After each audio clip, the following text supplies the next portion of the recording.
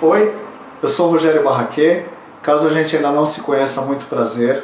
Eu sou músico profissional há mais de 30 anos, sou cantor, guitarrista, violonista, compositor, produtor, professor de violão e há mais ou menos 10 anos eu trabalho com instrução de técnica vocal.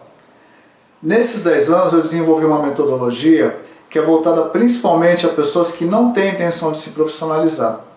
E nessa metodologia, usando também técnicas de musicoterapia e até de yoga, que são coisas que eu também estudei, eu procuro guiar a pessoa no autoconhecimento através da voz.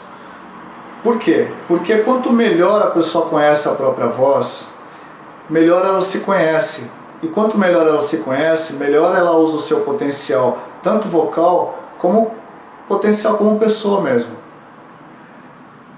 Há uns anos atrás eu tive uma aluna que era muito fã da Ana Carolina.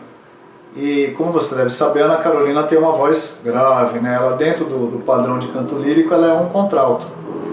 Só que essa aluna, essa moça, eu fiz uns testes com ela e eu percebi que a voz dela é aguda, né?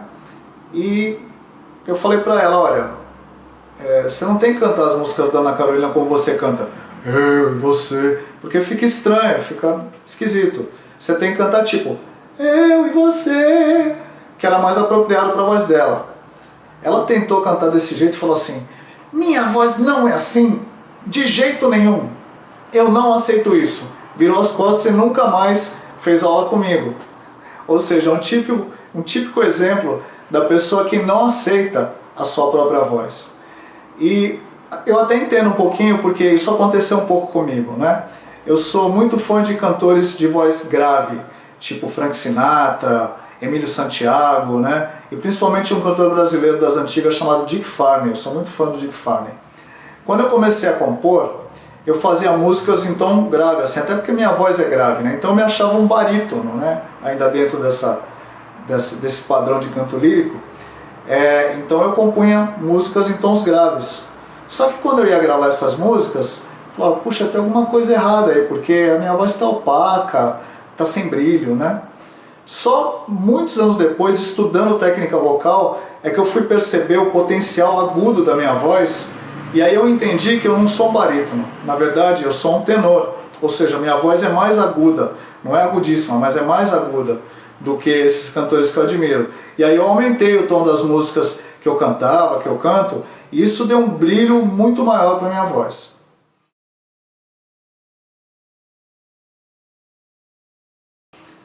A minha grande professora de canto, primeira e maior professora de canto que eu tive, a Silvia Maria, ela sempre falava o seguinte, cante no seu tom, não force a sua voz. E esse é o principal conselho que eu dou para os meus alunos. O que é cantar no tom? O tom da música, grosso modo, é, digamos assim, a nota que predomina na música. Então, por exemplo, você tem uma música em Dó maior. Então o Dó é a nota que todas as outras notas da música, a grosso modo, tá? Eu estou explicando isso de uma forma que você consiga entender bem. Todas as notas que tiverem nessa música, as notas musicais, vão estar, digamos assim, subordinadas a esse Dó, tá? Então, por exemplo, no caso dessa minha aluna, se a música da Ana Carolina era em Sol, por exemplo, ela teria que cantar em Si, ou seja, 2 tons acima, né? Sol, Lá, Si, Sol, Lá, Si, 2 tons acima da Ana Carolina, para ficar bacana para a voz dela, para ficar adequado, para a voz dela ficar com brilho e até para ela ficar mais afinada dentro daquela música. Então, ao longo desses 10 anos eu tenho percebido isso. A maior dificuldade que as pessoas têm para cantar bem é porque muitas vezes elas não cantam no tom adequado para a sua própria voz. Às vezes você quer cantar no tom de um cantor ou de uma cantora que você admira, mas não é o tom adequado para a sua voz. Então o ideal seria mudar o tom da música para se adequar à sua voz, né? O segundo motivo pelo qual as pessoas têm dificuldade de cantar bem, e veja bem, eu estou falando cantar bem, cantar direito, não cantar excepcionalmente bem, tipo um Freddie Mercury, uma Alcione, porque para isso você precisa também ter outros fatores, que eu já falei até em outros vídeos. Você tem que ter vocação, você tem que ter talento, né? Que são coisas, vocação é uma coisa com a qual você nasce, mas talento é uma coisa que você pode desenvolver com muita dedicação, com muita vontade, né? Você pode até chegar a um ponto de ser excepcional, mas se você não tem a vocação, você vai ter que se esforçar muito mais. Eu estou falando de cantar direito, cantar afinado e tal. Então, o segundo maior motivo das pessoas não conseguirem cantar direito é, acredite ou não, a preguiça. Por quê? A pessoa tem preguiça de usar o seu aparelho vocal, porque existe uma série de músculos, existem musculaturas envolvidas aqui, que a pessoa tem preguiça de esforçar, de forçar essa musculatura para alcançar uma voz maior, até para alcançar notas mais altas. E aí ela acaba não alcançando essas notas. Então, o segundo motivo é a preguiça. E o terceiro é aquele que as pessoas acham que é o principal, mas não é. É a dificuldade de você reproduzir uma nota que você está ouvindo, ou de reproduzir uma melodia que você está ouvindo. Isso daí, eu diria, dentro da minha experiência, que seria assim, 10% das pessoas tem realmente esse problema de não conseguir reproduzir aquela música como ela é, ou mais ou menos como ela é.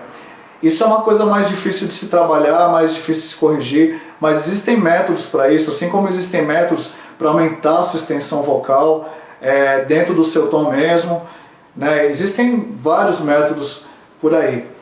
Mas eu acho muito importante você saber esses 3 motivos que são aqueles pelos quais pode ser que você ache que não cante bem.